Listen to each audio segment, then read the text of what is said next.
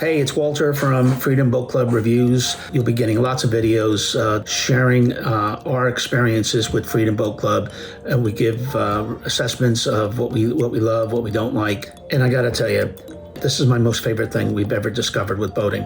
We have no boats. We got rid of our last 2 boats this past year, and all we have now is Freedom Boat Club.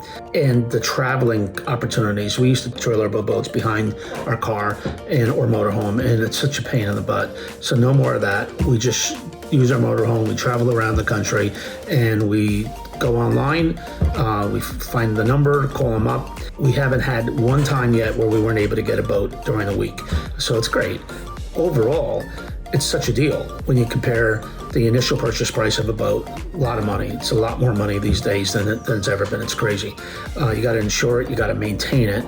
The key thing is no dock, no ramp trauma and drama. Getting to a busy boat ramp, getting a boat unloaded, parking. It's just a pain. And it takes all the fun out of boating. And a lot of people who have small boats don't boat as often as they should because the hassle.